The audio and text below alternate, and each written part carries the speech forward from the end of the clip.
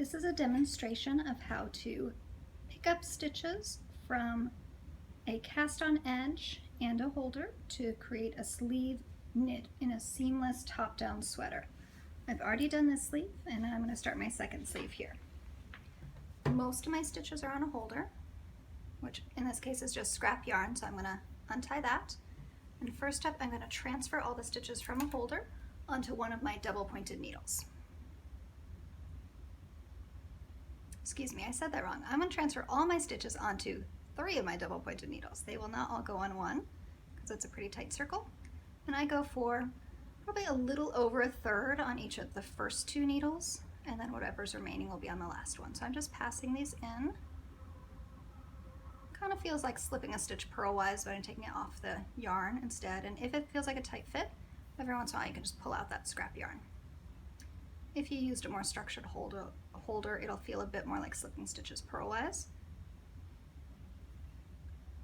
I just want to catch them on. I'm being a little gentle because I don't want to tug and cause the neighboring stitch to recede into the work. Wouldn't be the end of the world, it wouldn't drop, but it might be a little annoying.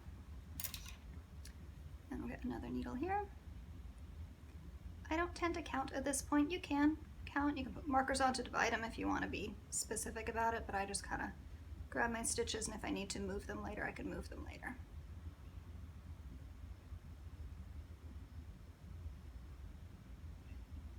And again, every once in a while I tend to just pull this out because that gives me a bit more room in my stitches.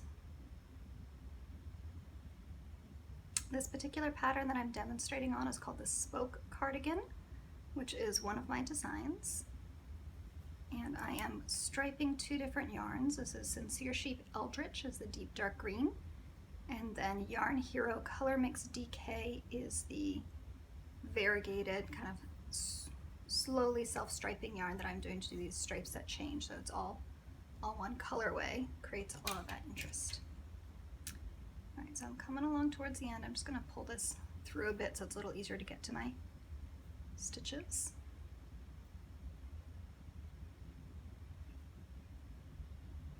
When you're using scrap yarn like a holder for this kind of thing, I like to use a scrap yarn that's kind of a similar size to my knitting needle so that it holds the space for the needle to go back in later on. This one's a little small for the project, but it's what I had close at hand at the time, and it works.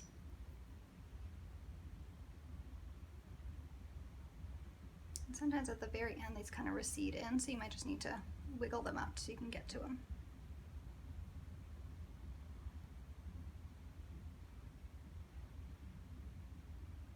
There we go.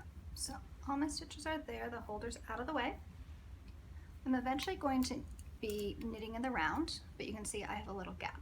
So I'm going to take my yarn and we're going to knit all of these stitches. And I like to leave a kind of an extra tail here so that I can later on use that to weave in any gaps, because you're probably going to have some gaps. So I'm just going to knit all these stitches. I'm going to go kind of fast, which is my normal speed, which probably means I'll make a little mistake here or there. But this is one that's an old mistake. When I was taking the stitches off, I split the yarn below. So we'll just fix it. Not a bad idea to take your time as you do this step and make sure you don't have anything twisted or split or otherwise causing problems. Like there's another one where I caught all the yarn I needed and I caught a little ply of the strand below.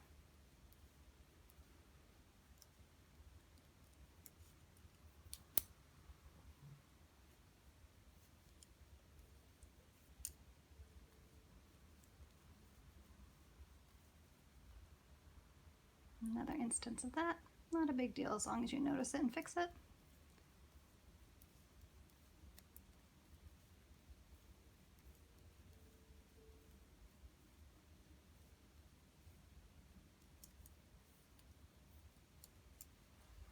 I guess you can also see a bit of my technique for how I like to work in the round on double points. I kind of hold around the other needles. You can see this hand is sort of encompassing this needle, not trying to hold it, but just almost giving it a place to hang out, so it's out of my way more. A big part of working on double pointed needles is figuring out how to make them the least annoying they can be. Alright, so here we are. I've knit all the way around my stitches.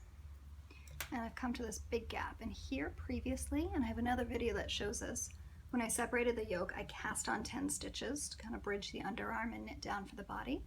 So now I need to pick up 10 stitches across here, and I'm going to place a marker when I get to the halfway point. Now my actual cast on stitches are down here, so I could pick up a stitch in each cast on, and that's going to start here, but that's going to leave me with a big gap. So what I like to do is squish one in along the side edge here, and I'll skip one somewhere in the middle, and I'll repeat on the other side. So I'm going to try to find a place here, and when I pick up stitches, I always go under 2 strands. And if you end up with a hole, so there's a bit of a hole, I'm just going to try something a little different. So instead, sometimes what I do here, let me zoom in the camera just a bit so you can see. Sorry if that wobbled on you. Here we go. So what I find works really well for the armhole corners is to catch a strand a couple in and then catch the edge stitch from the row below. And then you end up with, you can get it back where you came, there's really no hole there. I'll do it again on the other side so you get to see it. So now I'm going to pick up under my first cast on stitch and my second one, and then I'm going to skip one because again I need to make up for this one that I squished in here. So I'm going to skip the next one and go over. So now I have 4 total stitches that I've added. Here's a 5th one that gets me to the center of my underarm. I'm going to place a marker on my needle. That'll help me when I do my sleeve decreases. And then I'm going to do a couple more. I'm going to skip one in anticipation of squishing one in over here. You can see when I pick up, I sometimes will use my right fingertip to hold on to the yarn just to make sure I can get it through. But then I want to also make sure it gets onto the big part so it isn't going to be too tight. So now here again, what I want to do is catch the 3rd strand of yarn in on a row and then go up to the next row and get under those first 2 for the full edge stitch.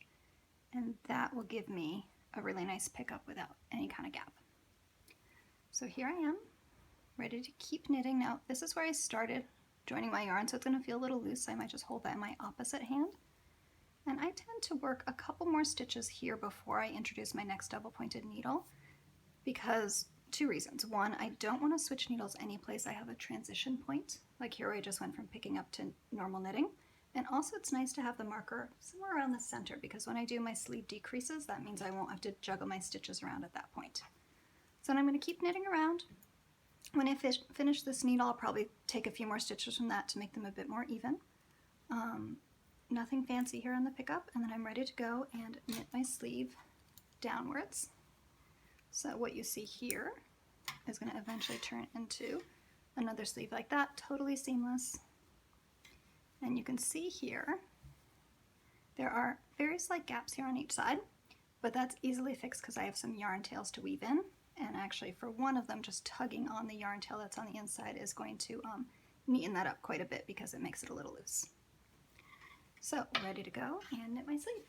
Hope that was informative and helpful.